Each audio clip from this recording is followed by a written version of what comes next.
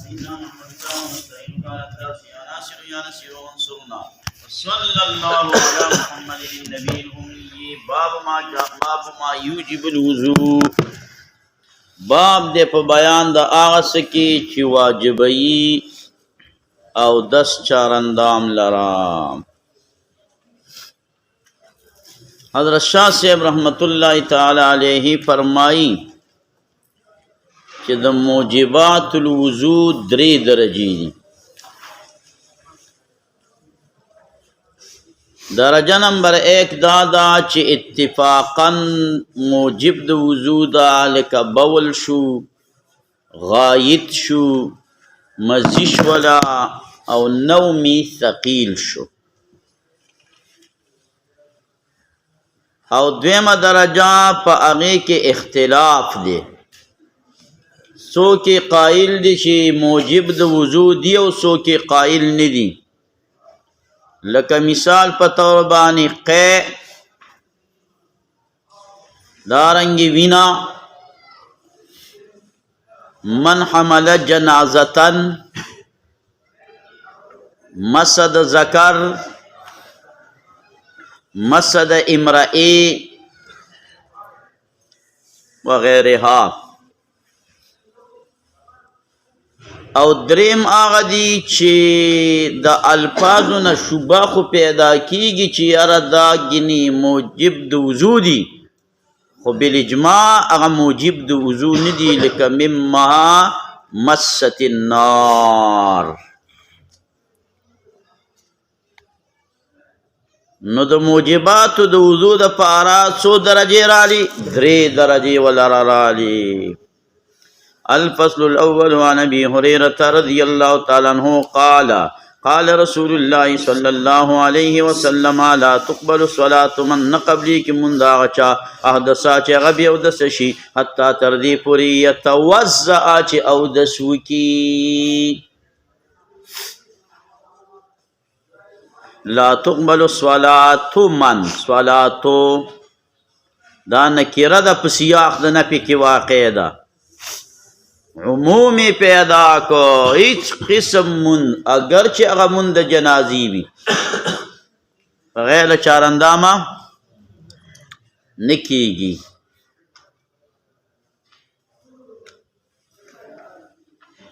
لیکن علامہ شعبی، علامہ طبری اغیو داوی چی دا جنازہ صرف دعا دا، لہذا جنازہ بغیر د چارندامن کی دیش. خدا غیو مذہب ضعیف دے. حتی تردی پوری یتوزع چه اودس وکی، که اودسی نہیں کڑے نو کار خراب تراب دے. الکه چی اوبن ملاویگی یا بیمار دے سڑے او چارندام نشی کولے نو تیمم نبودی گنج خدا بودی. حتی یتوزع ذکر دا اصل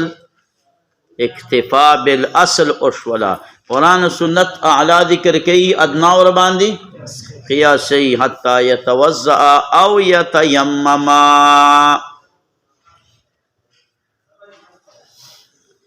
نقبلی گیا لکا نقبلی معنی داد چی دا مندی گینی صحیح دے، خدا اللہ تعالیٰ پا دربار بانی قبول نہ دے. تب وہ توی ناجسے دا قبول پڑنبی تقسیم سر پا 2 قسم باندی دے، او پا 2 تقسیم سر پا 3 قسم باندی دے. یو دے کی خبر یاد ہے کہ بخاری، ترمذی، ابو داؤد او سیب علیہ رحمت دے اللہ نے کتابونو ټول کې بم پکار بے راضی. قبول اول پا 2 قسم باندی دے. نمبر 1 کون الشیء مستجمعا لجمیع الشرائط والارکان. کون الشیء مستجمعا لجمیع الشرائط والارکان، چې د شرایط او د ارکانو سره یو شیز برابر دی، ون من ایزړ بخن دی، بس نارنج دی، پیکه دی راله نوری درا قبول شو قبول نشو دا اللہ پا دربار دا غی نمانگو تاسو خبر نہیں. کون الشیء مستجمعا لجمیع الشرائط والارکان دی ٹیم کے دیا قبولو دا مترادف دی د چا سره مولی صاحبه د صحت سره قبول او صحت یو شی دی لا تقبلو ای لا تصحو او دویم د قبول معنا څه ده وقوع الشیء فی حید مرضات الله هغه دلته نه دی مراد وقوع الشیء فی حید مرضات الله دلته اوله معنا مراده ده لکه قرینه پرې دا ده اذا قمتم الی الصلاة فاغسلوا وجوهکم من بدیل صحیح شي چې دا کار وکړي اذا قمتم الی الصلاة نو بیا څه وکړئ چارندام وکړئ حدیث مبارک کې نه دا راغلي که آیات کې راغلي آیات حدیث نه دی حدیثن قرآن کې ورته ویلی شوي دي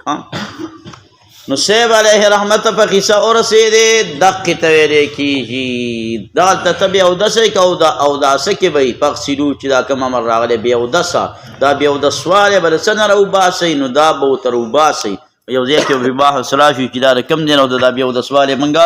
راوباسو اذا قمتم الی الصلاة دارنګې قرینه وله دا ده چې مفتاح الصلاة الطهور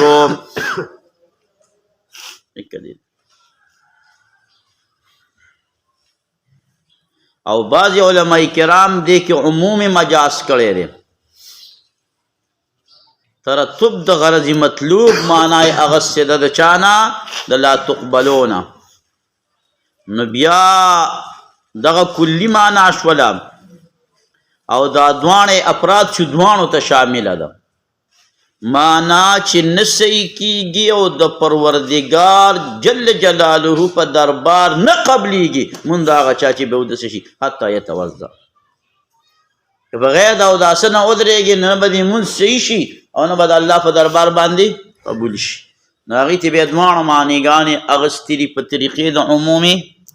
مجاز او په نیز د باندې عالمانو باندې دا قبول په درې قسمه باندې دی یو قبول اعلا دی یو قبول متوسط دی او یو قبول ادنا دی قبول اعلا دی کې درې شیزونه موجود وي یو صحت پکې وي دویم ترتب د ثواب پکې وي او دریم استحسان غوروالی افضلوالی بهترینوالی دا هم پکې وي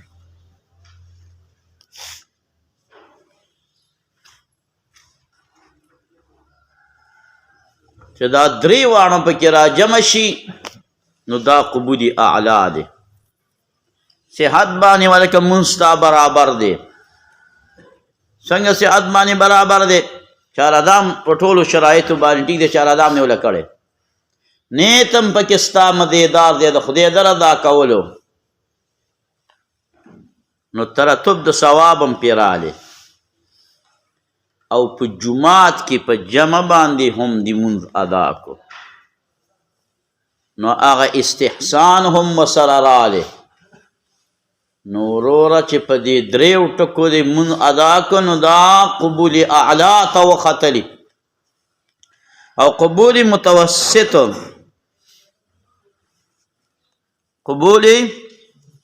متوسط څه ته ویلی کېږي چې دوه کارونه پکې وي صحت او ترتب د ثواب بغیر د جمع نه دې مونځ وکړو د الله د جل جلاله د رضا دپاره دې وکړو چارادام دی ورته کړی دی او بل قبول ادنا دی قبول ادنا دا معنا ده چې صرف صحت پکې وي بس دا یو ټکی پکې وي لا تقبلو د دې نه دا قبول ادنا دی کې دغه دا مراد ځکه چې هغه صحت هم پکې نه وي صحیح نشي نو بیا خو پکې دا نور کارونه خو پکې خود رانه ثواب هم پکې خود رانه دی او استحسان مرتبه هم پکې خود رانه دا حدیث الباب کې لا تقبلو کې کم قبول مراد شو اعلا کا متوسط کا ادنا فالجواب الادنا مراد فالجواب الادنا مراد شو. هلکه یو سړی دی او هغه په واوره کې روان دی، چارادام وی وکه چې نه دې مبتدا له خبر نشته. او دویمه دا د ملا صاحبه وی تیمم په واوره کې څه به ورسره کې. نو سړی دی فاقد الطهورین، سړی دی فاقد الطهورین. نو احمد بن حنبل وی نعم لا، وس بیا اودس مونځ وکه نعم ادا وکه، لا بیا د باندې څه قضا مزا نشته. او شافعي صاحب رحمت الله علیه وی نعم یعنی وسم ادا وکه او چې بیا کور ته رالی سا صورت شولی نو بیا قضا وکي.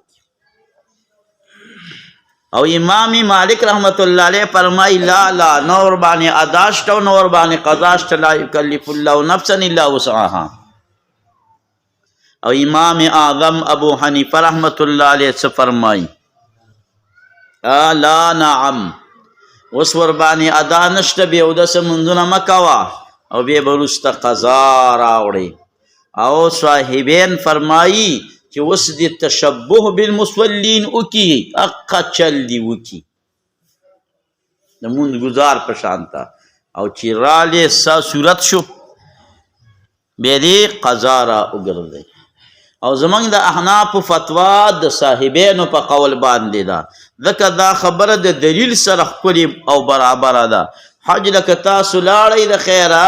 او سر گنجی بیخي په یو ویښتم نه نو بیا بم په هغې باندې چاړه راکاږي. تشبه بالمحلقین، هغې په چاړه راکړ تم په چاړه راکاږ. یوه په رمضان المبارک کې تاسو نابالغه بالغ شولئ او غرمه د 12 بجې 1 بجه 2 بجې، نو دا پاتې ورځ به روژه کېږي. تشبه بالمصلین یا پکې حایضه له حیض څخه څه شوله پاکه شوه، دا پاتې ورځ به څه کېږي ملا صاحبه، دا به روژه کېږي. د دې نه علاوه وله نور بلا نه ظاهر شته دی تشبه والا دپاره. څه شی ملا صاحبه بلا نه ظاهر دا وله دغلی دا شته دی. نو لهذا دلته هم تشبه بالمصلین وکړي. په یو داسې ځای کې د شپه راغلې ده چې هلته درته د شپې چیلۍ لنګه شوه، احتلام وشو، او اوس په تا باندې څه راځي ملا صاحبه، تا باندې شک شوبه راځي، غلطه شک شوبه در باندې راځي. نو ته به څه کې مونځ په جنابت کې به اوس کې، نو نه جنابت کې مونځ مه کوه او لام به مه، ځکه چې تهمت در باندې خامخا یقیني دی. نو لہذا بیا څه وکړه تشبه بالمصلین وکړه، تشبه بالمصلین نعم. وعن ابن عمر رضی اللہ تعالی عنہما قال قال رسول اللہ صلی اللہ علیہ وسلم لا تقبل قبلی صلاة بغیر د طهورنا بغیر د چانه د پاکی د چانندامنا، او نه قبلی صدقه منقه من غلول د خیانت او د حرام مال. نه غلول اصل کې ویل کېږي د غنیمت کې خیانت تام، او دلته مراد مطلقا حرام مال مراد دی. د حرام مال نه صدقه منقه دا ترینه نه قبلیږي. نو حرام مال در سره دی ابدا هغه به ورکي غریبانانو له بلا نیت الثواب، هلکه بیخي ثواب به دې نه کېږي. تا څونه روپۍ وله ورکړي حرامې 50,000 حرامې روپۍ وي چاله دې بغیر د نیت د ثواب نه ورکړي، نو د 50,000 د صدقې اجر تاله اونی لیکو، خو تا په شرع باندې عمل وکړو چې شریعت درته دا وایي چې دا بلا نیت ثواب چاله ورکه، نو په شریعت دی عمل وکړو، نو ستا دا عمل بې ځایه نه دی، تاله به پې الله عظیم اجر درکړي. نو ثواب پکې رالی، خو د بل طرف نه څه شو ملا صاحبه، د بل طرف نه پکې دغه شو دا رالی صدقه من غلول. وعن علی رضی اللہ تعالی عنہ قال فرمائی کنت رجلا یو سړی وم مذا کثیر المزی مزی را نړۍ راتلله، دا د طاقت سره تعلق ساتي، د نوجوانۍ سره تعلق ساتي. د سړو هغې ته مذي وایي او د ښځو هغې ته هغې ته صاحب علیه رحمته قضي ورته دغه کېږي دا ویلی کېږي مزي او قضي زنانو هغه قضي ده او د زنانو مزي په نسبت د سړو د هغې نه سیوا ده فکنت نو مزه استحیي ما به حیا کوله د دې چې زه تپوس وکړم د رسول الله صلی الله علیه وسلم نه لمکان ابنتي د وجې د لور مبارکې د رسول الله صلی الله علیه وسلم نه چې هغه لورې زما په نکاح کې وه نو د سقر نه خو څوک داسې تپوس کولی نشي ګوره حیا په صحابو کې وکړ حیا ښه شی دی حیا دې ته حیا د حشمت وایي د دې حیا کوم نوم دی حیا د حشمت ورته ویلی کېږي نجاح الدارین کې تاسو ته 94 نمبر صفحه کې بیا وګورئ او مدارج السالکین کې علامه ابن القیم هم په دې باندې رحمه الله لیکل کړي په دویم جلد 262 کې نو د حیا ډېر دغه دي دا اقسام دي دا د حیض والا مسله را روان ده چې دا تشبه به کوي که نه به کوي دا به کوي د دې اجر به هم درته بیا میلاومه خو فانتظرو انما د دې ځای سره چې کوم مناسب سوال دي هغه به راځېږي دې نور باندې زه کله جواب ورکړم کله چپ پاشم په دې کې ماته اختیار وي ها نو مسله دا شوه ان اسأل النبي صلی الله علیه وسلم حیا راتله لس قسمه باندې سره ملا صاحب حیا ده نو فامرت المقداد نو ما امرکم مقداد تا فسأله هغه ته تپوس وکړو نو بیا یې ما ته واپس جواب راوړو فقال یغسل ذکره ویتوضأ راته ولګېدله چې دا چې دی موجب د غسل نه دی بل ځای کې راغلی دی علي شیر خدا وایي دونه لمبل مې وکړه چې په ملا کې مې ما ویل نور چاودي به پیدا شي همداسې بار بار لامبم وایي نه په دې کې غسل نشته په دې کې څه دی ملا صاحبه وضو دی په دې کې د دې نه کومه مسله معلومه شوه چې بل له تپوس کوی شي او کومه مسله ترې معلومه شوه خبر واحد حجت دی ولې حجت دی ګوره د مقداد رضی الله تعالی عنه دا په دې خبره ګواهان مقرر کړي دي که نه ځان له علي شیر خدا ته ورسوله نو د ګواهانو ذکر نه دی راغلی نو دا یې ځان له ورسوله او علي شیر خدا ور باندې څه وکړو عمل وکړو بل ځای کې بل راشي چې علي شیر خدا وایي ما د رسول الله نه تپوس وکړو او دلته وایي مقداد ته مې ویل دواړه یې یو شی دي مقداد رضی الله تعالی عنه خو ده ورلېږلی دی نو کله نسبت دته کېدی شي چې مقداد راله تپوس وکړو مقداد او ورلېږلی چا دی نو دا تپوس څوک کوي په حقیقت کې حضرت علي شیر خدا کوي نو کله نسبت چې دی نو خپل ځان ته کړی دی وعن ابي هريره رضي الله تعالى عنه قال سمعت رسول الله صلى الله عليه وسلم يقول توضؤوا تاسو دسو کې مما داغنا مست النار چې مسکړې وی ور په ور باندې پخ کړې شی چې دی هغه دی خواړو نو چارندام ور باندې پسې وکړه مسلمون قال شيخ الامام الاجل محي السنه رحمه الله تعالی پیژنئ امام بغوی سے بیادی هذا منسوخ بحديث ابن عباس رضي الله تعالى عنهما قال إن رسول الله صلى الله عليه وسلم أكل بخلال كتف شاة وقد تشيلي ثم صلى بمنك ولم يتوضأ أو دسي أنكو مما مست النار تشمل صاحبا دا منسوخ او پدی مما مست النار کې دو پیری نسخه راغلی ده یو پیرا د دې حکم دا چې تاسو چارهدام د دې نه کوئ بیا هغه منسوخ شو بیا اډر رالی تکوئ بیا منسوخ شو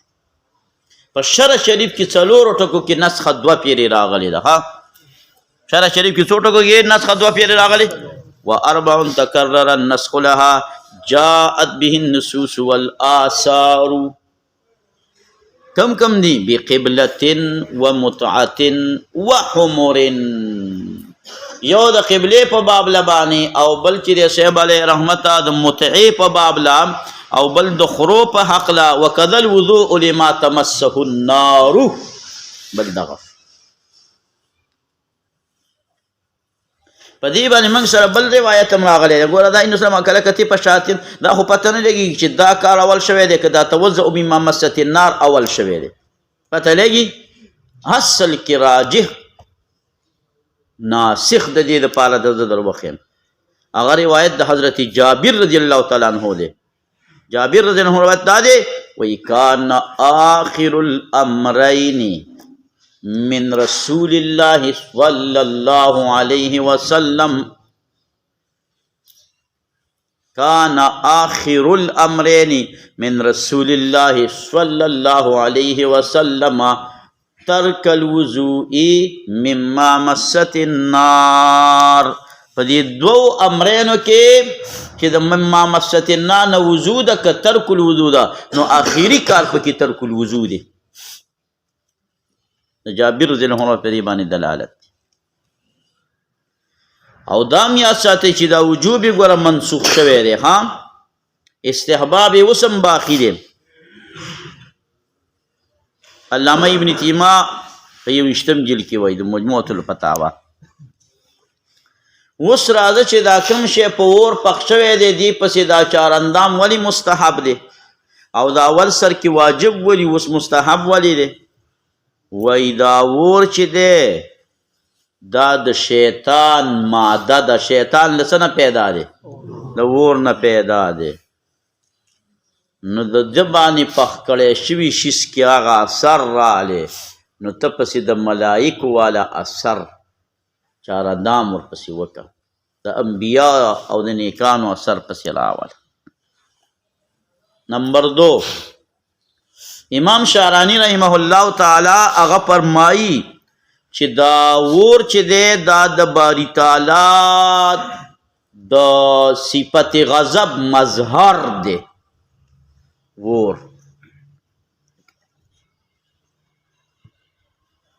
ځکه خو چې موږ له دې نه د وضو حکم راغلی دا نه یو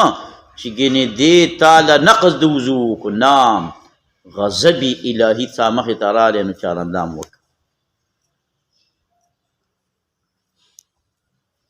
شاه ولی الله رحمت الله تعالی علیه فرمایلی دي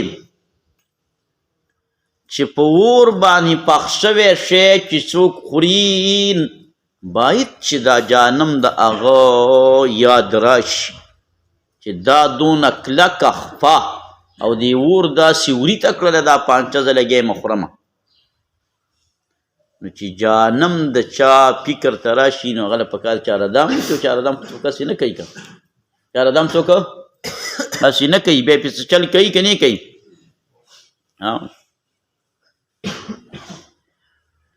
دویمه وجه وله شاه ولی الله رحمت الله علیه دا ویلې ده چې په اور پخ شوی شی چې د انسان وخواړو له ملایکو سره مشابهت کم شو. انسان خدای داسې پیدا کړی دی چې دا د شیاطین او د فرشتو د دواړو په منځکار کې پیدا کړی، کله یو سره مشابهت سیوا شي کله بل سره مشابهت سیوا کې. په دې باندې به یو ځای کې مبحث راشي د توکل ایاک نعبد و ایاک نستعین دغه ځای کې بیا دغه راځي بحث انشاءالله. نو دا ګوره دواړه طرفونو ته دا دغه دی نو د اور پخ شوي شي سره مشابهت د شیاطینو سره رالی او د سیوا شو او د ملایکو سره کم شو نو چاردام وکړه چې واپس د ملایکو سره مشابهت شي برابر شي. حجت الله البالغه ړومبی جلد 177 صفحه.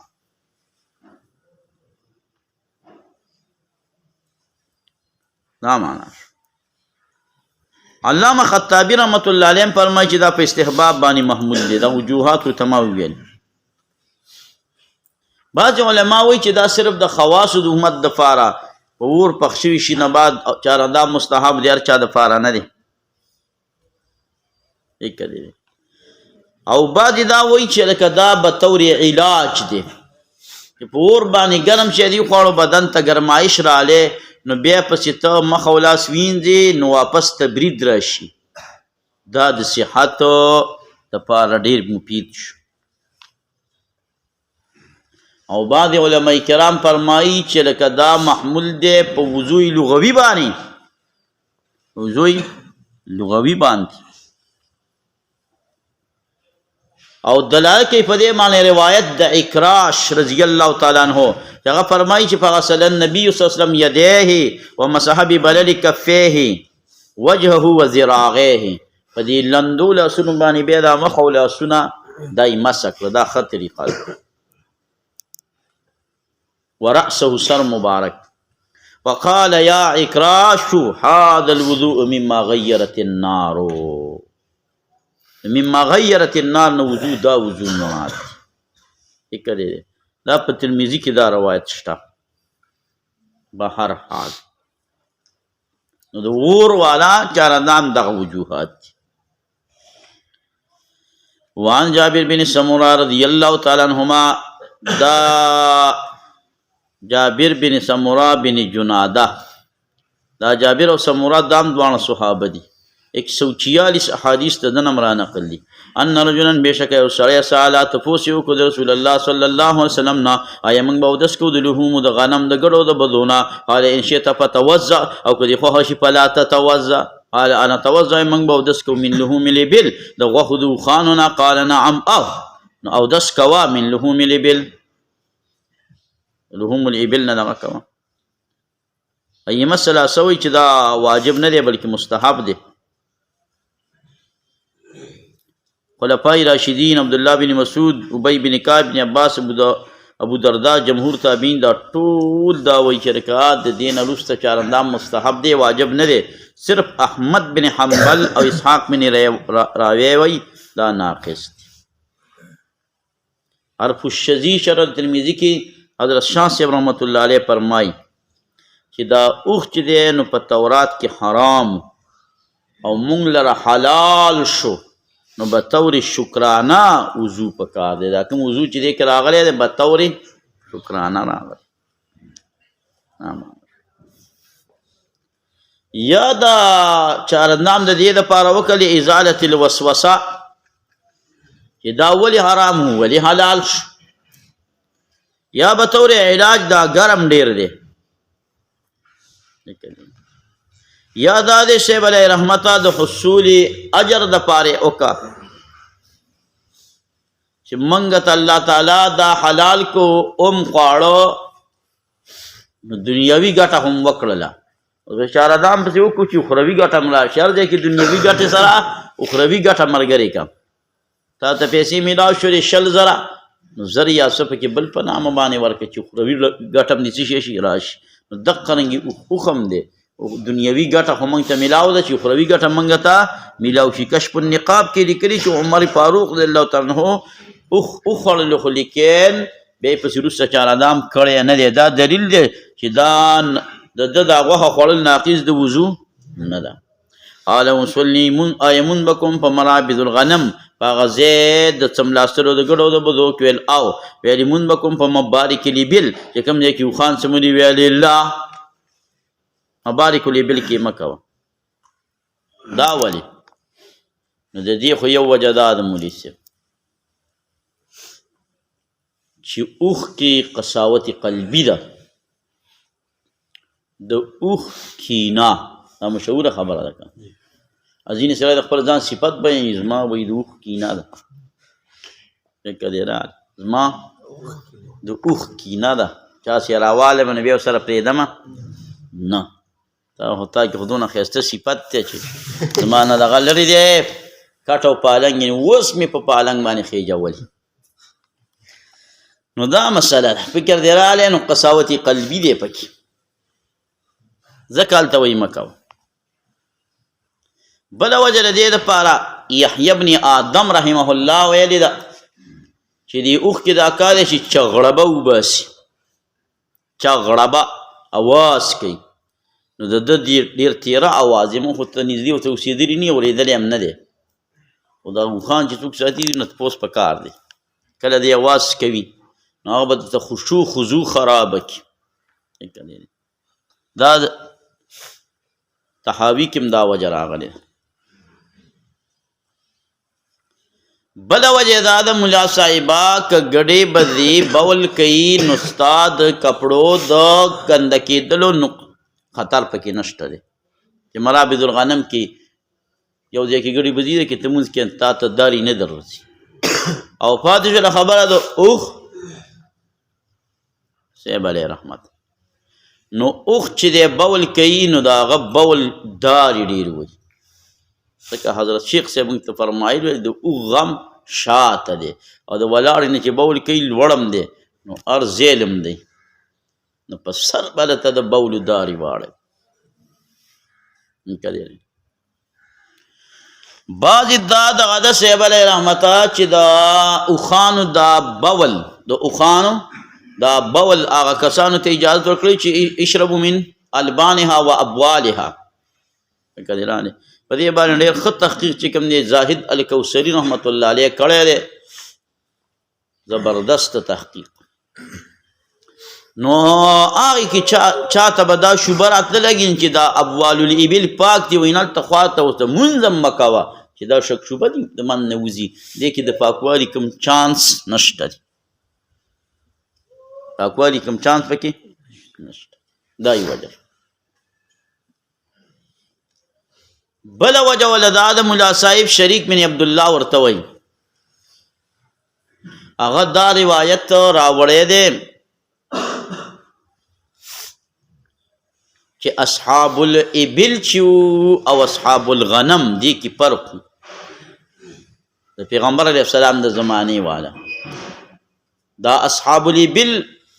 د دیو عادت دا چې کوم ځای دی اوښان له ساس کړی په خپله به هغې له ورتلل د شپې بول بیا پکې کول او د اصحاب الغنم والا بعد د ګډو د بزو په ځای کې بول په خپله نه کوو نو د اوښانو ځای به لږ ډېر ګنده او دا خو د مفتي دپاره چې فتوا ورکوي په هغه باندې دا لازم او فرض دي چې دی به له فتوا ورکوي چې دی به د عرف او د عادت د خلکو نه خبر وي فکر دی راغلی نو شریک بن عبدالله دا وایي شریک بن عبدالله دا د بخاري راوي دی خو د ده حکم دا دی چې دی د نورو راویانو نه د ده روایت خلاف راشي بیا به نه وي معتبر لکه د ده نه روایت د منامن د معراج راغلی دی چې معراج څنګه شوی دی مولا صاحب منامي شوی خوب کې شوی خو د شریک بن عبدالله پکې دی او د ده لس دغه داسې دي صاحب علیه رحمته چې هغې کې د جمهور راویانو نه مخالفت کړی دی یو دا د معراج منامن والا خبره ده فکر دی راغلی حافظ ابن حجر وایي دوه پکې ما نور سیوا کړي دي دا دولس دي لیکن علامه ابن القیم دیارلس ځایونه راوړي دي چې دیارلس ځایونه د ده داسې دي د دې راوي چې هغه د جمهورو نه د مخالفت کړی دی هغه قابل قبول نه دي دا دغه د جمهورو نه دی مخالف دا به ومنه وعن ابي هريره رضي الله تعالى عنه قال قال رسول الله صلى الله عليه وسلم اذا وجد احدكم کله چې مند کې یو تاسو نه په خپل خېټه کې یو شی خېټه کې څه شی قړارې خېټه کې څه شی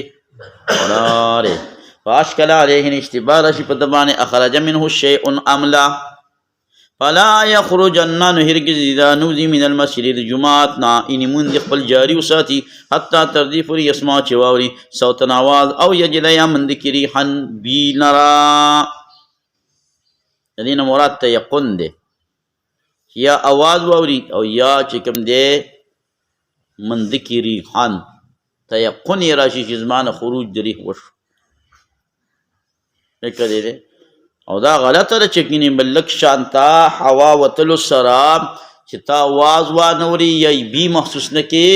دا ناقص د وضو نه دی دا مسلک چې دی دی غلط ځینې تیقن مراد دی ولي اوس دې زمانه کې چې کرونا تېره شو داسې لږه لږه اوس هم شته دغه کرونا والا غوږونه پوز هر څه بند دي فکر دی راته تپوس کتل چې انچۍ آواز اوري هغه نه اوري او پوزه باندې هېڅ شي محسوس اول یعنې بیا خو د هغې اړول اودس ماتېږي نه فکر دی راغلی نو مراد د دې نه څه مناسب حتی اسمع صوتنا تیقن مراد دی چې یقین یې راغلی بس نو چاره دم یې دغه شوه دا دروازه ور واړوئ دا یو نام ته شیخ صاحب ته خو اواز نه ځي ټیک ده راځه اوس نو خېټه کې کله ناکله ګلز ګلز دا دغه کېږي دا راځي خېټه کې چې ګلز ګلز دغه کېږي راځي نو کاږه د دې نه اوبه هم دغه کېږي دا اوس چې دا وخوټکې اوبه نیمې پاتې شي 2 ګیلاسه اوبو کې کاږه واچې 2 چمچ او هغه دونه وخوټکې چې 1 ګیلاس پاتې شي نو دا د دې کاږو د اوبو عرق شو دا مفید شی دی د دې معدې د مسایلو لپاره او په پیو کې چې کاږه اچې ورسره شهد اچې نو دغه ګړبړ د خېټې به درته ختموي او طاقت او قوت به درته څه کوي ملا صاحب پیدا کړي. ځینې چا لره که پی ښه نه وي که نو هغه د پکې کاږه خوټ کوي، بیا به د دپاره مضر نه جوړوي.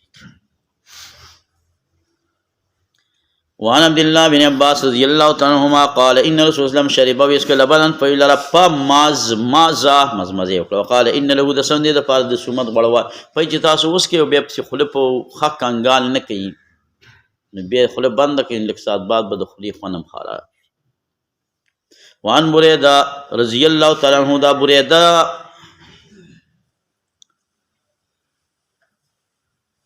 د اسلام راوړی د غزوه البدر نه وړاندې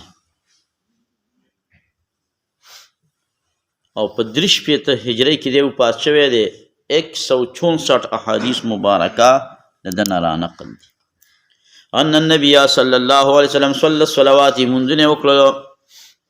منځونو لره په ورځ د فتح مکه باندې بوضوء واحد په یو چارندام او مسح وکړه والا خفیف په موضوع باندې. فقال له عمر رضی الله تعالی عنہ لقد صنعت اليوم تاسو وکنن رض شیئا یوکار چې تاسو نه کوغی لره. فقال عمدا صنعته یا عمر رانه يرشوي ندیم دا سدا ځکه مې دا وکړو.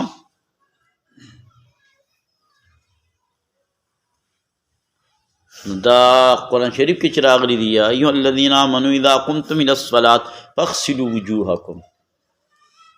نو دا چې تا مثلا سار مانځه ته چارندام کړی د ماسپخیم هغه دې پې وکړو، بیا دې ماسپخیم هغه کې مازدیګر هغه وکړو، مازدیګر هغه کې څه وکړه لکه نو بیا نو تا خو قمتم الى الصلاة فاغسلوا باندې عمل ونه کړو.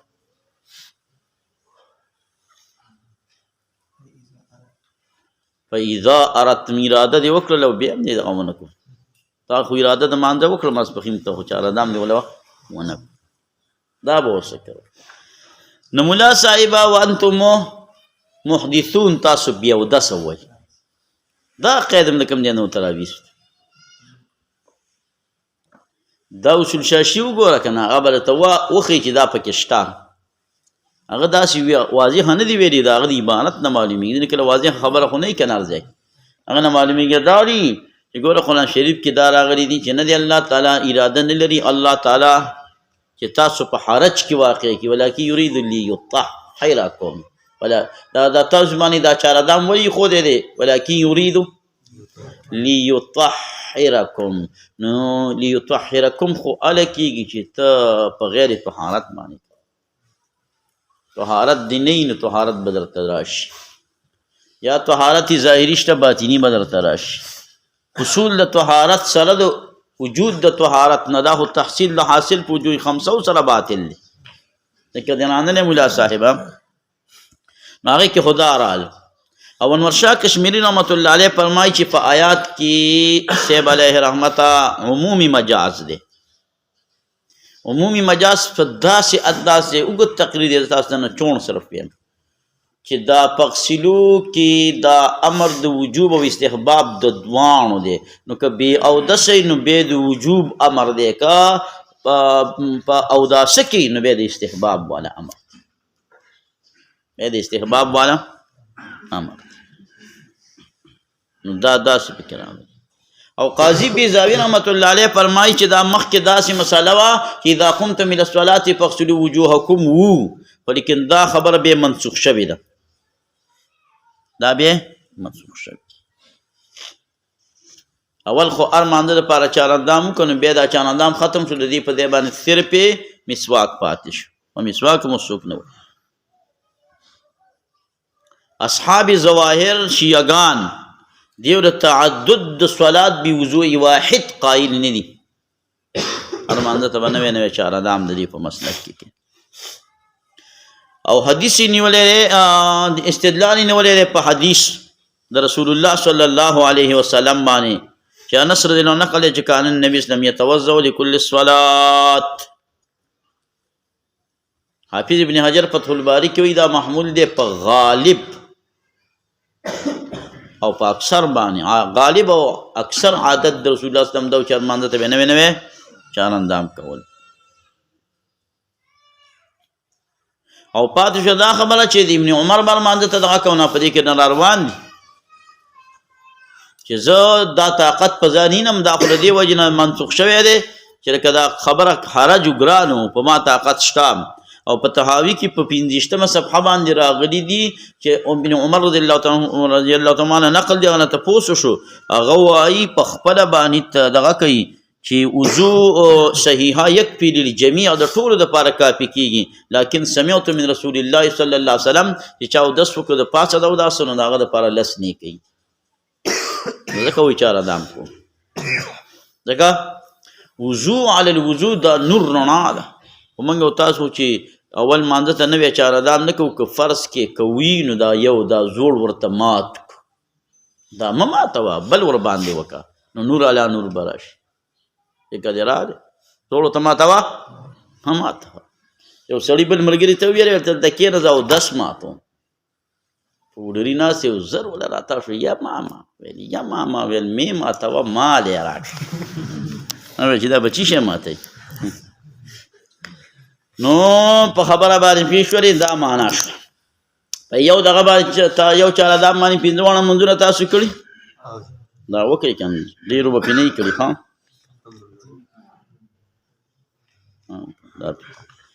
کله خو دا عمل وکړي.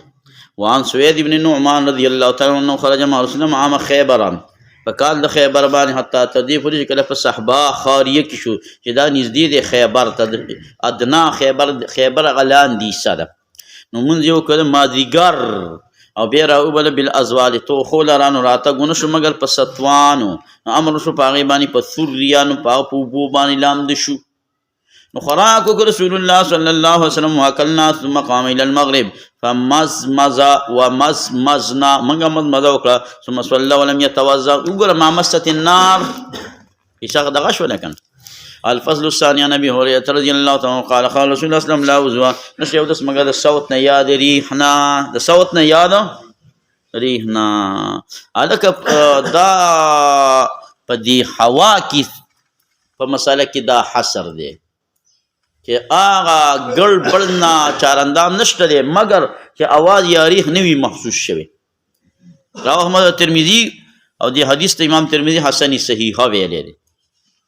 وعن علي رضي الله تعالى عنه قال سألت النبي صلى الله عليه وسلم من المزي، ما د پیغمبر نه تاسو کو د مزي په باب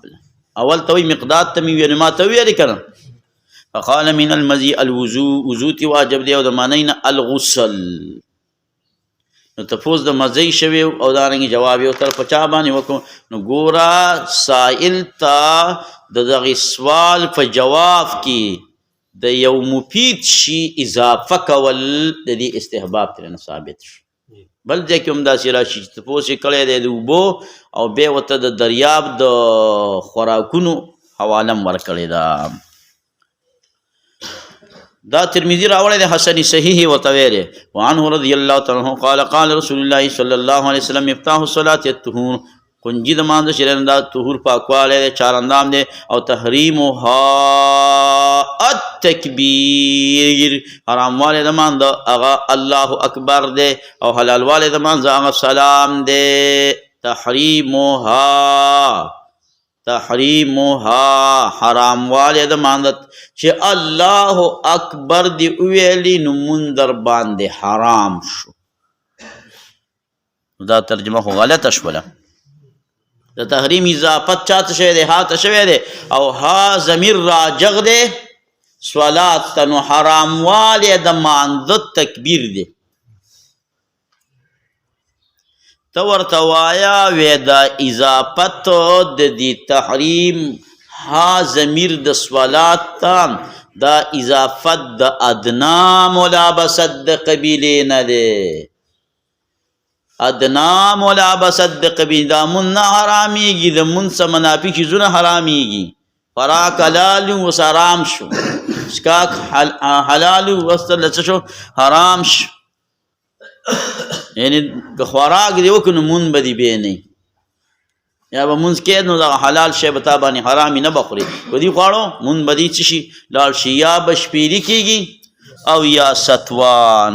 دا د دې قبیلې نه وګرځېدو. او صاحب علیه رحمت تحریمها دا جانب مو په اضافت سره معرفه شو، التکبیر په الف لام سره معرفه شو. تعریف الحاشیتین یفید الحصر والاختصاص، صرف تکبیر الله اکبر. د دې وجې نه مولوي صاحب د امام مالک رایه دا ده او د احمد بن حنبل چې الله اکبر مونځ صرف په دې کېږي، په بل هېڅ نه کېږي. امام شافعي رحمت الله علیه په دوو ټکو باندې مونځ کېږي، الله اکبر او الله الاکبر معرب باللام. او زمونږ مسلک دا دی چې د الله نوم چې د یاد کې بس خبره جوړه شوه، هر یو نوم د الله تعالی باندې د شروع وکړله نو خبره ټیک ده. مصنف ابن ابي شیبه کې روایت زمونږ شته، الموسوعة الفقهیه 4 جلده ده، په 14 جلد کې د ابو العالیان رضی الله تعالی عنہ روایت راغلی دی چې رسول الله صلی الله علیه وسلم ته پوښتنه شو بما كانت الانبیاء یستفتحون الصلاة، پیغمبرانو علیهم السلام به شروع د مانځه په څه باندې کوله؟ قال پیغمبر خدا وفرمایل كانت الانبیاء علیهم السلام یستفتحون الصلاة بالتسبیح والتکبیر بالتسبیح والتحمید والتکبیر والتهلیل. په دې سره به هغوی شروع کوله پیغمبرانو علیهم السلام. نو زمونږ دپاره لکه حجت شو که نه شو شرایع د من قبلنا چې موږ ته بدون د نکیر نه رانقل شي، نو هغه زمونږ دپاره څه شو ملا صاحب؟ حجت. د دې وجې نه شعبي اثر راغلی دی، بأي اسم من اسماء الله افتتحت اجزاءک. او قرآن شریف کې راغلی دی وذکر اسم ربه، د خدای نوم یې واغستو پا د تعقیب مع الوصل فسق الله. نو مونځ یې څه کړو ملا صاحبه؟ وکړو فسق الله.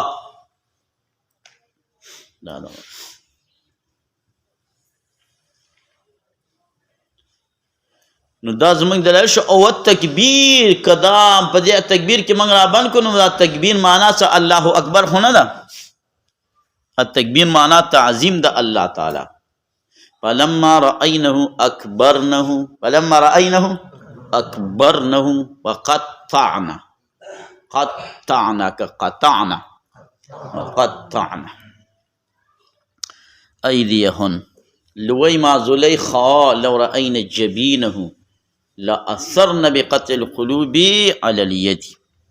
نو التکبیر نه مراد تعظیم دی چې د الله پاک تعظیم پر څه سره راځي، نو بس په هغې باندې مونځ کېږي، پر یو جایز دی. البته الله اکبر ویل دا دغه دی، دا مسنون او افضل دی. او حلال والی د مانځه تسلیم دی. نو اوس راځم مولوي صاحب دا التکبیر فرض دی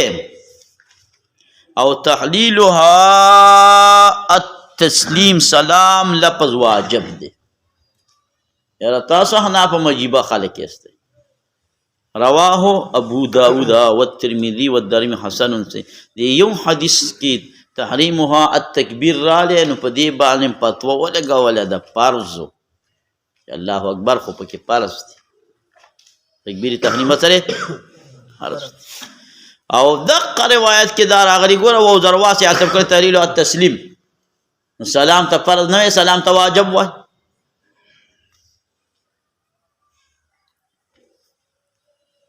جواب دا دی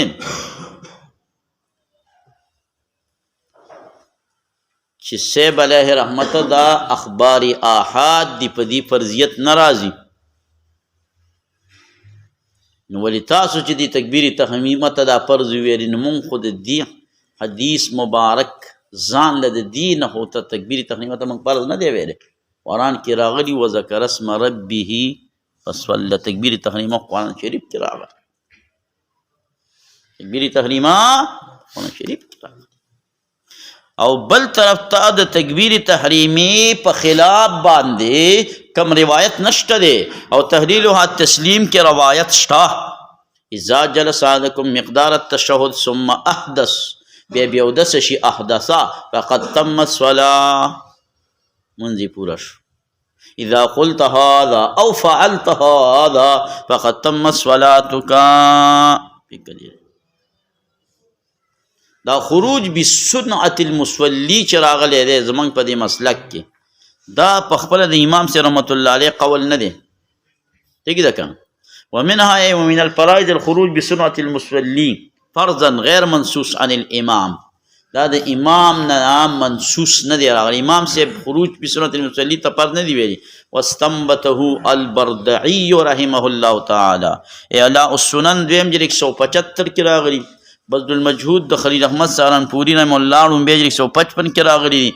او دارنګه چې کوم دی فیض الباری د انور شاه کشمیری کې راغلی، او فتح القدیر د محقق ابن الحمام کې راغلی، او شامی کې راغلی. قادران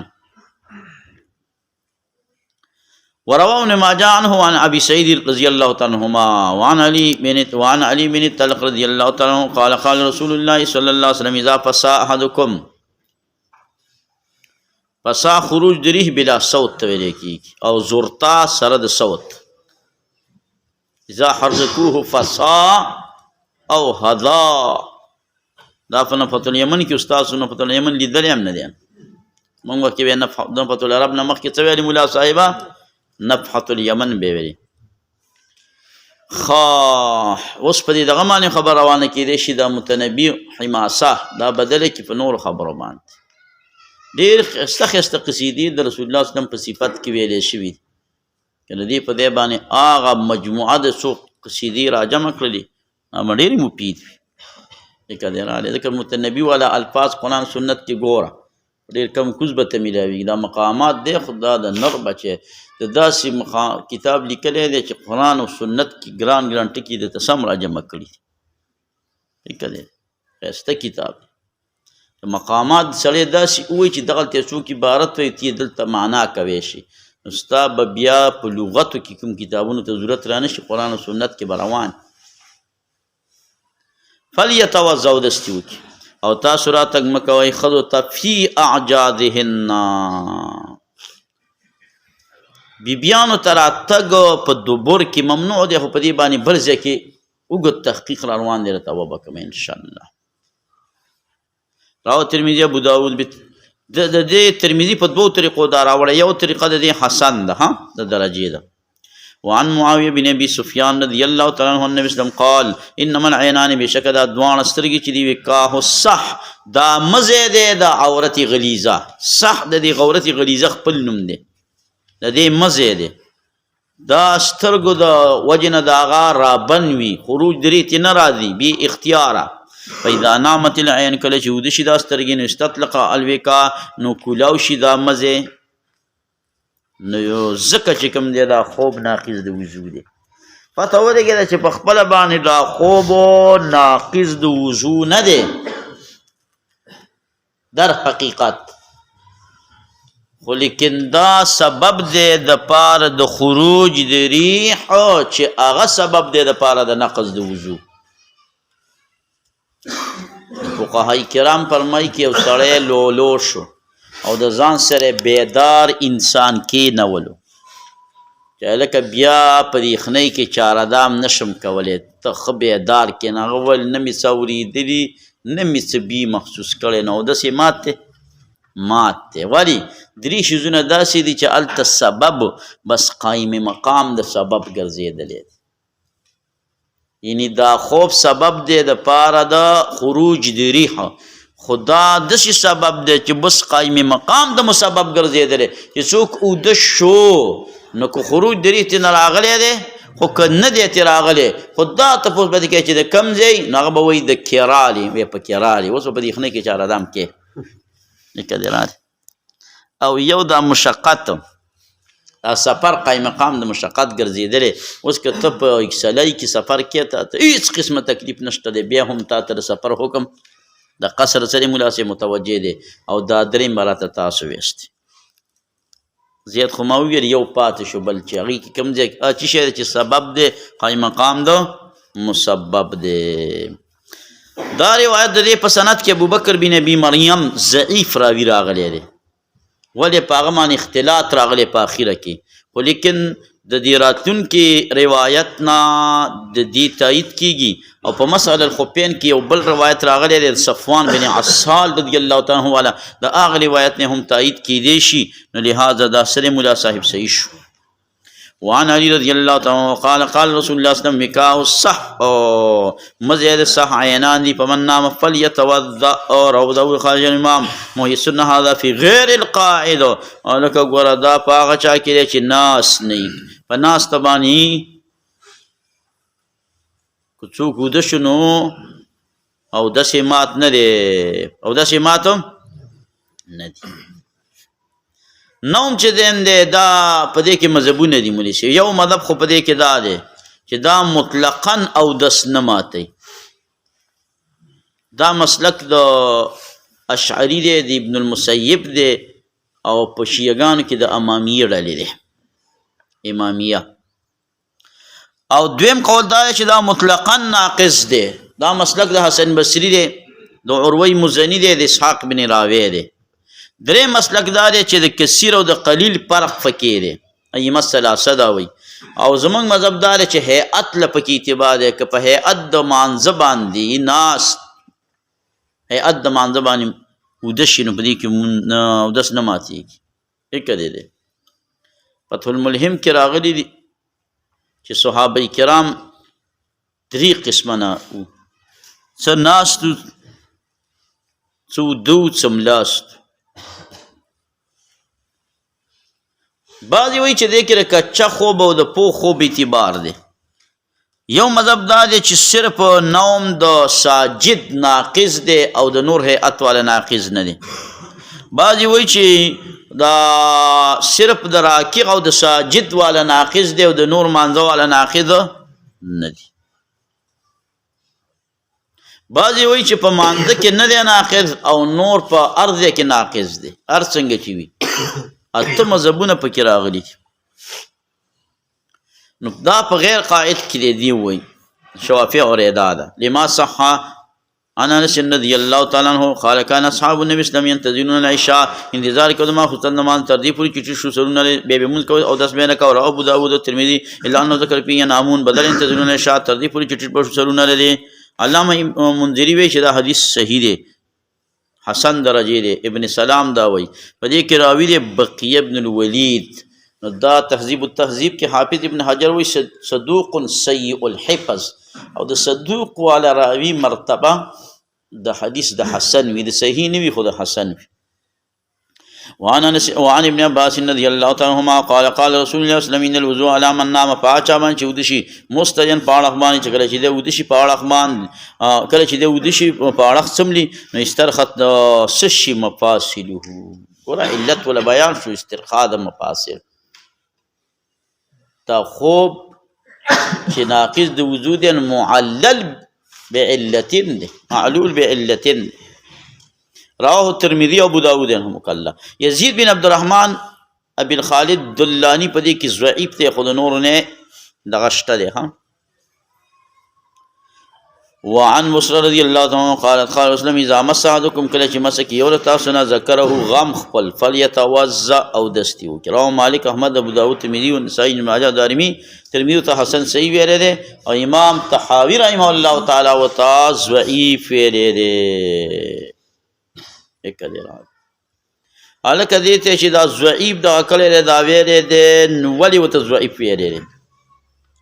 په دې کې یو راوی دی مروان نو هغه داغه د وجنه دا روایت ضعیف ته په دې باندې کدا اعتراض وکړي چې مروان خود رجال د بخاری نه دی جواب دا د امام بخاری په تاریخ کې د دې خبرې تفسیر کړی دا چې د مروان دوه حالتونه دي یو مخکې د ولایت چې دا گورنر نو بل دا رستا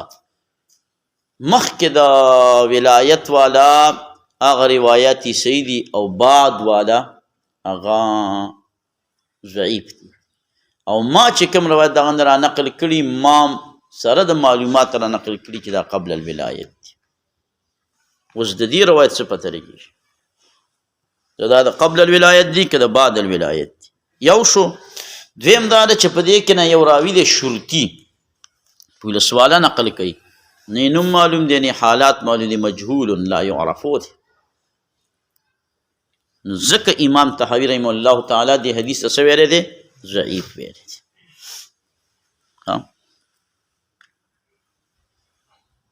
د دې وجنه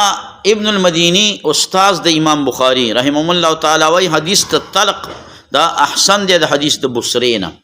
زمونږ دپاره د طلق والا روایت دی که وعن طلق بن علي رضي الله تعالى عنه قال سئل تفوس رسول الله صلى الله عليه وسلم عن مس الذكر عن مس الرجل ذكره لما سكوا د سړي ذکر در بعد ما يتوضا قال وهل هو نه دا مگر دا یو بزغه د غوښې او نوړی د منه ده مولي چې زمونږ روایت قرینی قیاسم شو کوم یو شو صاحب علیه رحمته قرینی قیاسم وګرځېدو نو قرینی قیاس څه معنا ده چې ګور دي کې قیاس هم راغلی لکه دا د دې نور بدن باندې په اندامونو ور قیاس شو نو نور بدن د بدن نور اندامونه مسه کول سره چا اودس مات شوی دی نو دې څه ولې ماتېږي عبدالله بن مسعود نه چا تپوس وکړو چې دې څه اودس ماتېږي ویل پرې کړم دې اودس ماتېږي بیا خو څه کول پکار دي پرې کول یې پکار دي نه معنا په دې کې صاحب علیه رحمته نو د شوافیو قول دا دی چې ماتېږي زمونږ قول دا دی چې نه ماتېږي او دریم قول په دې کې د علامه ابن تیمه دی هغه وایي دي کې دا دواړه روایت راغلي دي صاحب علیه رحمته یو د بصره او بل د طلق والا نو وایي دا حدیث د طلق محمول دی په مس بغیر شهوتین باندې چې دا نه ماتېږي نو دا کمه نه ماتېږي چې بغیر شهوتین سړی مسه کي غیر شهوت او قرینه پکې وایي دا ده چې تشبیه ورکړې ده په دغې روایاتو کې د پوزې څه کله د ګوتې سره کله د غوږ سره کله د بزغتون د غوښې د نوړۍ سره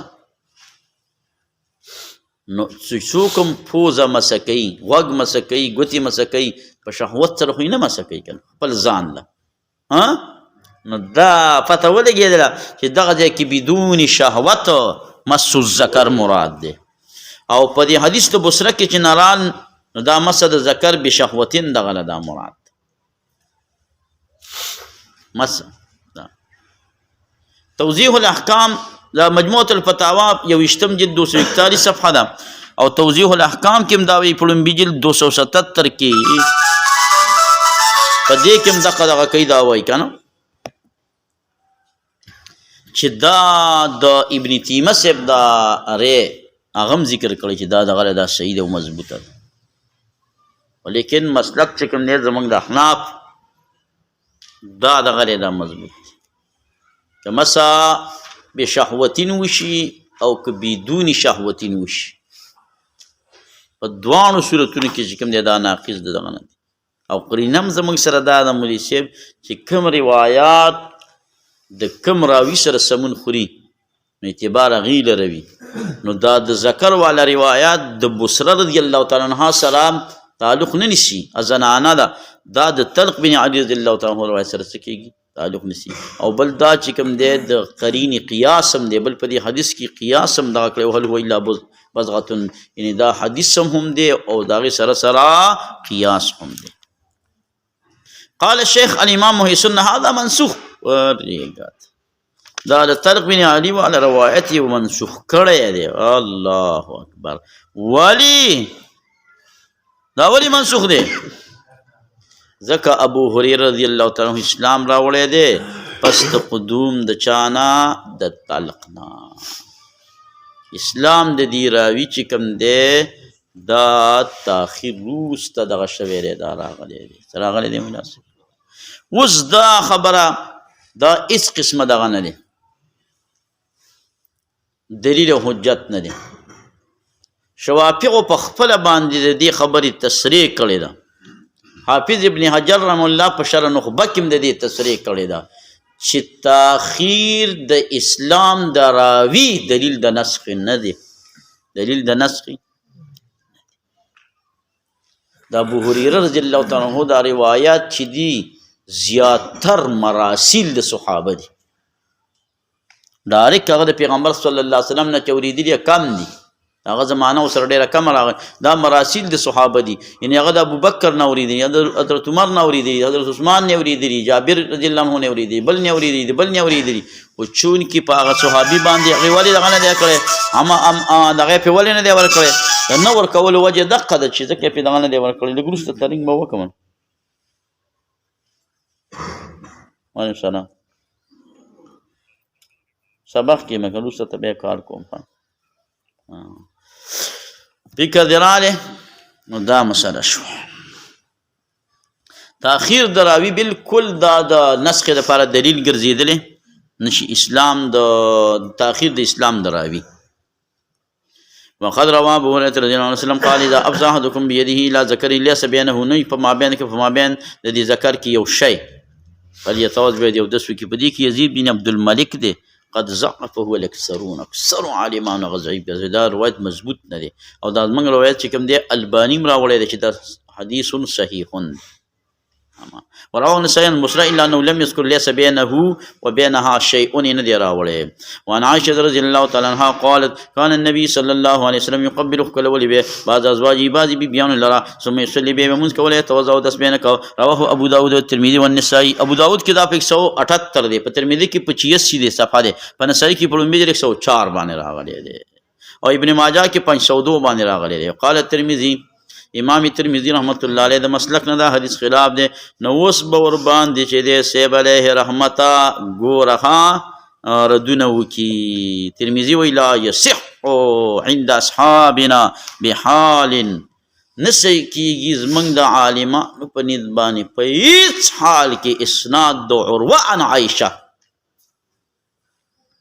و ایضا اسناد د ابراهیم التیمی سین دی عنها د عایشې صدیقې رضی الله تعالی عنها. دا په 2 سندونو سوی هغه را نقل کړ، یو کې عروه عن عایشه دی، نو د عروه د عایشې رضی الله تعالی عنها نه روایت نه دي نقل کړي، او ابراهیم تیمی د عایشې رضی الله عنها نه بل پرواز کې نقل کړی دی، او د هغې نه هم روایت نشته. بس خبره ختمه. موږ د احنافو مذهب خدا دی چې ښکلول د ښځو دا ناقض د وضو نه دي، او د شوافعو مسلک دا دی چې دي. حتی دا چې بعضې شوافعو دا ویلي دي که چا ښځې لره څپېړم ورکه انته ښځه وضو اودسې مات شو، په غضب کې ورسره لاس ولګېد او اودسې سره مات دي. فکر دې راغلی. ځکه خو موږ سلمان مولي صاحب ته وایو چې په ارام کښېنه خپل سبق ووایه، څه کوه خپل سبق ووایه.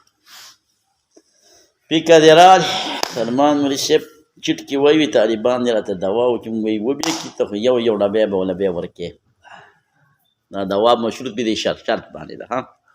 نو خلاصه د خبرې دا راووتله هغه وایي چې څپېړه باندې م چاره دام دې مات دي، او موږ وایي چې نه ماتېږي. نو دا حدیث د چا دلیل شو؟ يقبل ولي برسول الله وسلم بعد ازواجه ثم يصلي ولا يتوضا. د زموږ د حنفو دلیل شو چې ښکلولو سره نه ماتېږي، نو هسې مس به د کوم ځای نه راشي. فکر دې راغلی. او هغوی دونه په دې مسله کې دغه دي تیز دي که بشهوتین وي او که بغیر شهوتین وي او که اجنبیه وي او که خپله وي، لا دا هم ویلي که صغیره وي او که کبیره وي، خو به ښځې له لاس سره وړو سره اودس والوته. خبره ختمه. نو منګه ورته دا روایت دا روایت راغلی دی، په هغې ډزې کړي. ګوره دا یاد ساتئ، هر یو سړی خپل ځان دپاره دغه کوي که نه، که دا چونکې شافي مسلک یې دی نو ده زموږ دا روایت راوړو او په هغې باندې دغه غټې غټې ډزې وکړو چې د احنافو لکه په زبان حال گویه کې دا وایي بلا تشبیه. بلا زما دې خبرو ته ګوره بې ادبو کې ملا نه ولې چې د احنافو په قسمت کې یوه حاوه بلا تشبیه ویم، هغه مسخه په هغې ردونه وکړه په حدیث مبارک باندې. ښه د حدیث تشبیه نه ورکوم، دا یاد ساتئ. مونږ خو اول دا وایو ور دا حدیث به هم د خیره سره صحیح کوو، ښه مزیدار، خو مونږ ورته دا وایي چې مونږ سره خو مضبوط روایات شته، ته هغه ولې نه راوړئ؟ وروسته په مشکات کې راوړئ، دلته په دې مقام یې نه راوړئ. هغه دا دی په بخاري مسلم کې به راشي. عائشہ صدیقہ فرمائی وَإِ كُنْتُ أَنَامُ بَيْنَ يَدَيْ رَسُولِ اللَّهِ صَلَّى اللَّهُ عَلَيْهِ وسلم وَرِجْلَايَ فِي قِبْلَتِهِ. وی رسول الله صلی الله علیه وسلم مخې ته به زه اوده ومه زما دا خپې به د رسول الله په قبله کې وي چې کوم ځای به د سجده لګول حق ځای ته زما خپې نو فاذا سجدا فغمدني چې سجده به رسول الله صلی الله علیه وسلم به سجدې راتلو نو زه به یې په لاسونو وسکونډلمه نو فقبضت رجلي ما به خپې راغونډې کړې پیغمبر صلی به سجده ولګوله خو اوږدې سجدې بیا وکړې چې کله به رسول الله صلی الله علیه وسلم واپس پاڅېدو نو فبسطتهما بیا به مې وغځول په کراتو په مراتو باندې به پیغمبر اسلام مسه کولي چاره دام خو نه دی مات شوی ځکه دی دی بل دلیل دا دی ملا صاحبه بل د بخاري شریف والا روایت ته خیر کوه وایي فقدت النبي صلی الله علیه وسلم ذات لیلة یو شپه پیغمبر علیه السلام پسې ګوتې وام او نشته دا خو تکه توره تیاره وه که تکه توره تیاره به وه نو په بستره کې رسول الله صلی الله علیه وسلم نشته دی نو زر پسې راپاڅېدم ذکر دی چې راپاڅېدمه نو بس زه پسې ګرځېدلمه داسې سخته تیاره وه په هغه تیاره کې پسې ګرځېدلمه په جومات کې نو فوقعت یدي علی رجلیه زما لاسونه په مبارکو خپو د رسول الله باندې پرېوتل وهما منصوبتان خپې مبارکې ولاړې وي وهو ساجد رسول الله مبارک په سجده باندې او دا سجده کې دا ویلې چې اللهم اني اعوذ برضاک من سخطک وبمعافاتک من عقوبتک واعوذ بک منک اللهم لا احصي عليك ثناء انت كما اثنيت على نفسك دا یې ویل پیغمبر صلی الله علیه وسلم ولې هغه چې ثنا نشي ویلی کوم ثنا چې الله ویلې ده منطق دی ویلی که په خوب کې دا منطقو باندې دغه کېږي د پیغمبر صلی الله علیه وسلم ثنا انتها شته متناهي ده او د الله رب العزت ثنا غیر متناهي ده نو که متناهي هر څومره ډېر شي مولي صاحب دا د غیر متناهي سره یو شانته کېدی شي بس بې شولې نو جواب یې په منطقو کې رالی جواب یې په څه کې رالی په منطقو کې نه دغه شو دا رالی راځه اوس نو ګوره څونه دوه دلایل مضبوط زمونږ دي باعث چې دغه یې راوړی وي نو فلا اشکاله فلا خو زه به هر حال دا روایت یې راوړو دوه ډزې ورباندې وکړلې څو ډزې دوه ډزې یو د عروه والا روایت سند چې کوم دی دغه نه دی راغلی او بله پکې نه دا راغلی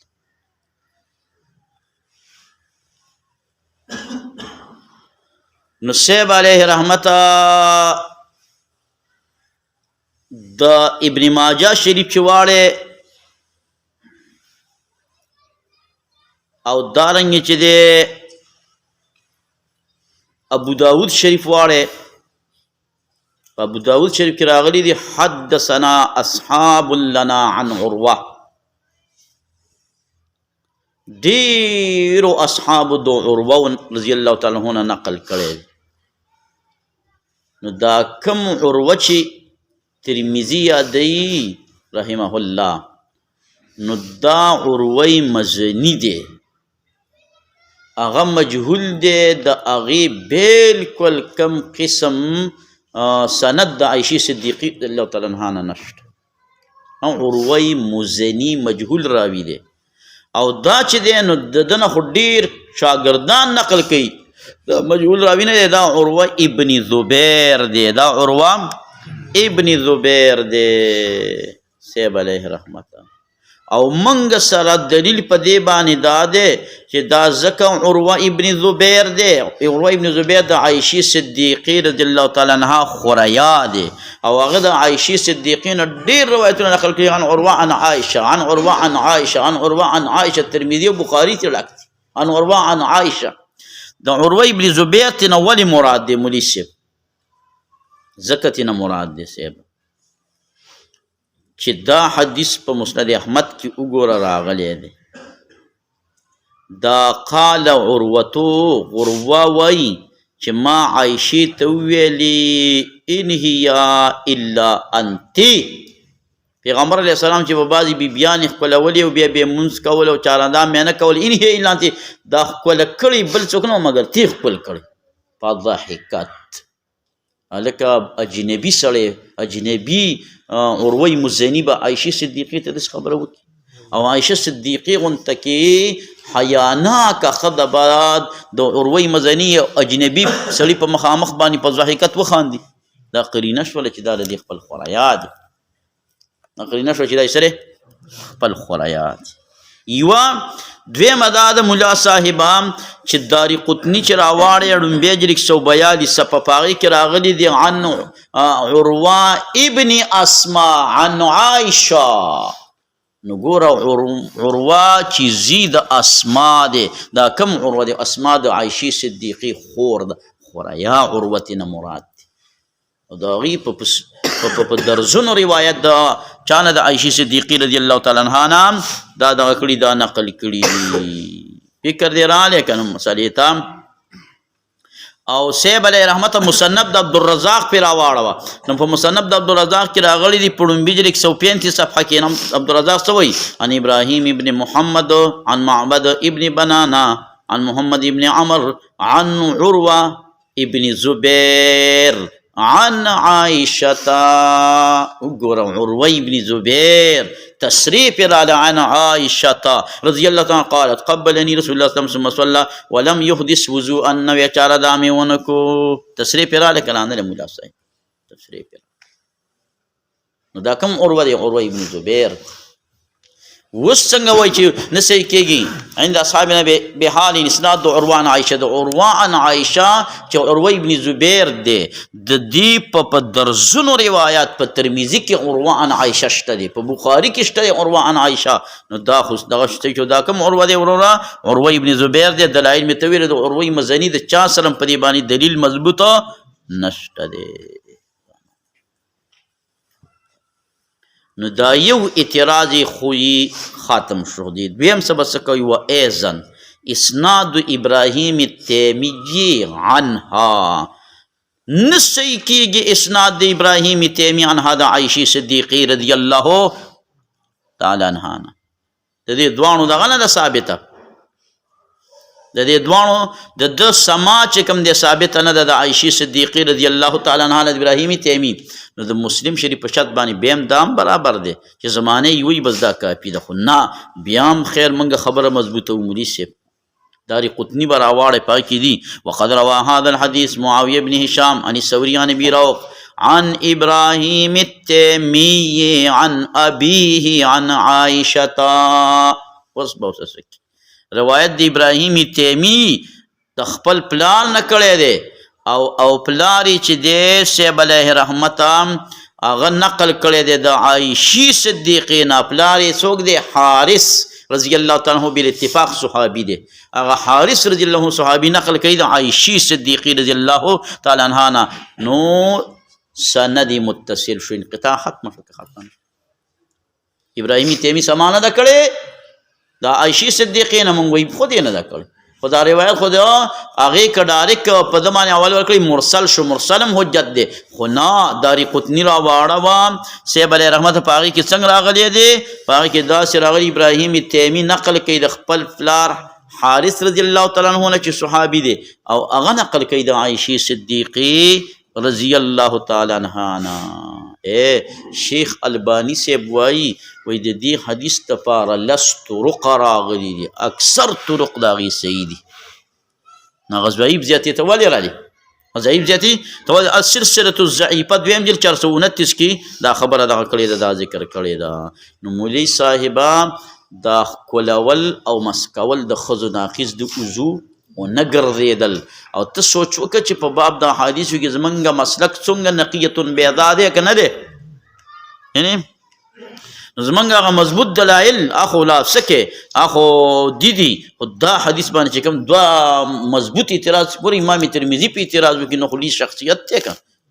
بیا هم چې کوم دی مولوي صاحب جواب یې تا واورېد داسې جواب چې سړی پرې مطمئن کېږي اعظم مولوي صاحب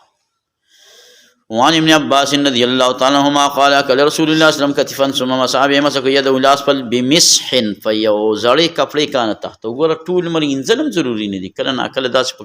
کپړه باندې لاس وچ کې دا هم صحیح دي ثم قام فصلى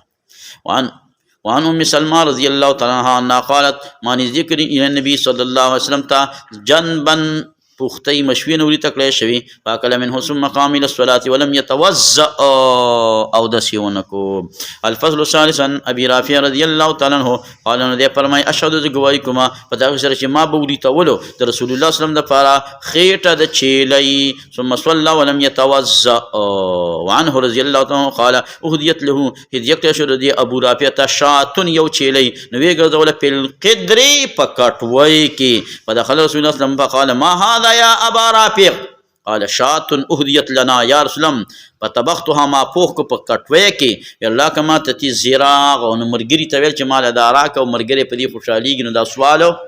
نه باشد خان راکت مال مخکې خپا یا ابا رافع نو فناولته الزراغ ثم قال بما تناولني راکمات الزراغ الاخر دا مخکې خپا بلا فناولته نو ورمي وتکل الزراغ اخر ثم قال ناولني راکمات الزراغ الاخر دا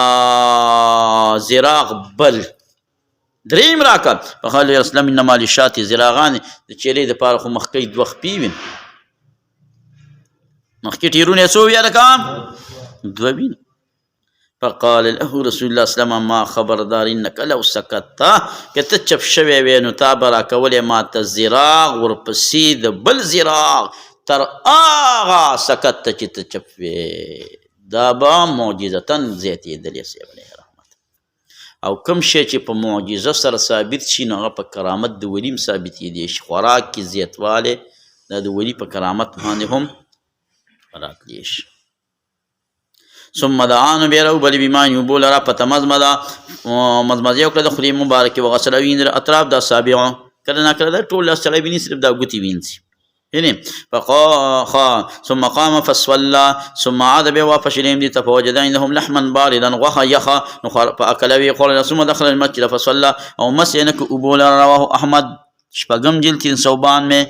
ٹھیک ده کنه د دې په سند کې مزو اب دی ها خو د دې نه مخ کې شاهد او د ورستي شاهد دا دوانه د دې لپاره شاهد دي دا حدیث مبارک هغه سره مضبوطیږي ورواه الدارمي عن ابي عبيد الا انه لم يذكر ثم دعا بما الى اخره وانس بن مالك رضي الله عنه قال كنت انا وابي وابو طلحه جلوس الناس فاكلنا لحما وخبزا ډوړې ثم دعوت بمرو بل بوضوء نوبت او داسو فقال ان دي دوانه يتولي او دس كيف قلت ما تولي هذا الطعام دوجل دي الطعام الذي انا چم خوراک له فقال تتوزع من الطيبات او داس نه کړی د دین هغه چې ډیر بهتر دی من کدتانا رواه احمد دا جيد سند والا دی وان ابن عمر رضی الله عنه كان يقول کله ولد الصليح امراته خپل خذلرا وجسه داغي جس کول فخپل لاس دا د ملامست نه دی او چا چې خپل کې امراه وجسه بيده فعليه الوضوء په د باندې او داس تراو مالک الشافعي او داس په مستحب دی چې وی کی ځکه یاد دا چې دا خامخا چې د سبب جوړې دی چې چا د پاره د خروج د مزید پاره ذکر غلاغله بل دا حدیث ضعیف دی ها علامه زیلعی په نسب الرایا کې د ابن عبد البر نقل کړی دی اغه لوی شخصیت هغه په دې حدیث ته ضعیف ویری دی وان ابن مسعود رضی الله عنه کان يقول من قبلة الرجل امرأة الوضوء خپل ولد صلیح خپل خلل وضوء دی رواه مالک وان ابن عمر رضی الله عنهما ان عمر بن الخطاب قال ان القبلة تاخذ اول من اللمس دا لمس ندي دا حدیث ضعیف دی دا اصل کې د عمر د نورات د ابن عمر ولاقه ورزول راته چې موږ په کلام کو فتوزؤوا منها ٹھیک ده دا خودنی وای چې دا وفيه نظر په دې کې سره مولا صاحب نظر بل په دې کې یو راوی دی محمد بن عبد الله بن عمر چې ته دیباج ویل کېږي دیباج هغه دیباج راوی ضعیف دی او بل دا چې مولوی صاحب دا ټول دغه موقوف روایت دي او زمونږ روایت ټول مرفوع دي نو دا کله د هغه مرفوع روایت مقابله کولی شي بل دا چې زمونږ په هغه معامله شي په دې باندې دا محمول شي په استحباب باندې او هغه به محمول شي په سمانی په عدم نقص باندې دوانه ټیک شو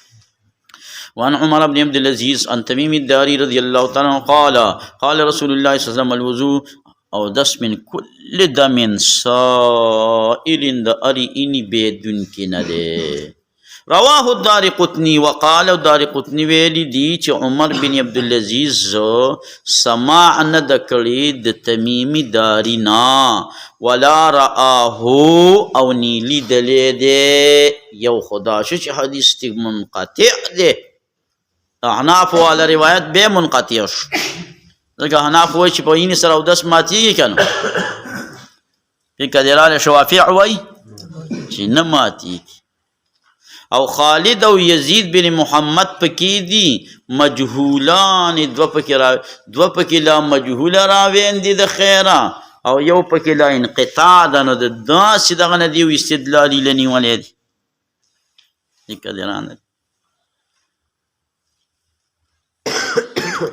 منګ ورته دا وایو صاحب علیه رحمته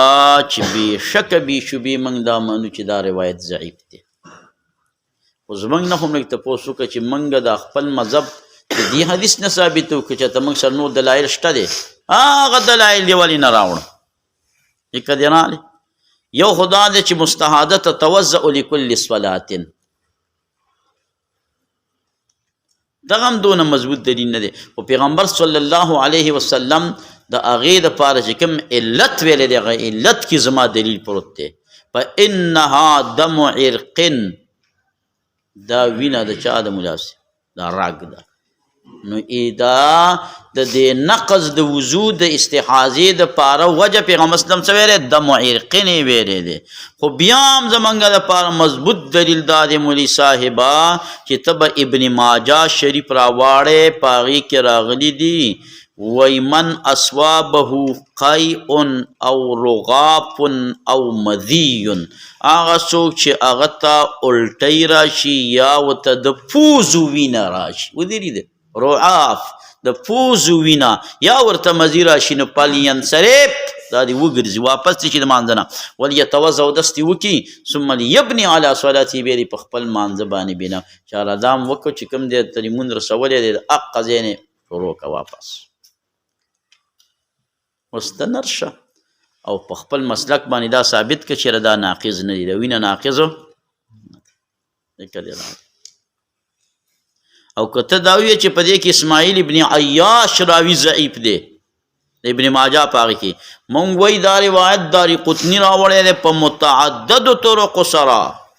ډېر طرقو سره دا روایت ثابت دی چې من اصابه قیء او رعاف او مذی فلینصرف ولیتوضأ داسې وکړي مونږ دې په نیمه کې پرېږدي فکر دې راغلی نو دا ټول طرق چې راجمع کړي نو حسن لغیره شو په حسن لغیره باندې اثبات حجت کړي نو مولي صاحب چې کوم روایت نه زموږ مسله ثابتېږي هغه روایت دې ونه راوړي د دې وجې نه په ټولو کتابو کې د سختو نه سخت کتاب دا مشکات دی ولې دلایل به ولته د بان نه راوړي هغه چې موږ دلیل خو نه راوړي او چې راوړي نو هغه یو راوړي چې کوم باندې دی څه غلط هغه وایي چې لکه زه به په حدیث باندې هېڅ قسمه کلام نه کوم ویلي که نه په اول سر کې مګر په ځینو ځای کې بیا کوم لغرضین او غرض یې څه دی ډس په احناف نو په حدیثو دې ځای کې دې ځای کې پیوس کړی دی چې لکه عمر بن عبدالعزیز سما نه ده کړې تمیمي داري نه ولا او یزید بن خالد یزید مجهولان دي نو زه به پې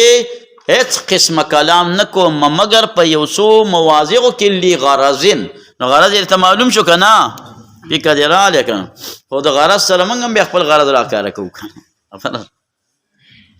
وینه په اوه قسمه باندې ده ها په وینه کې تشریح غواړي یو د حیض والا وینه ده نو دا خو نجسه ده یو د انسان شلګوتې وینه ده نو دا هم حاجي صاحب نجسه ده خو سیلان وکړي الی موضعین چې هغې انزل په غسل یا په چارندام کې فرض وي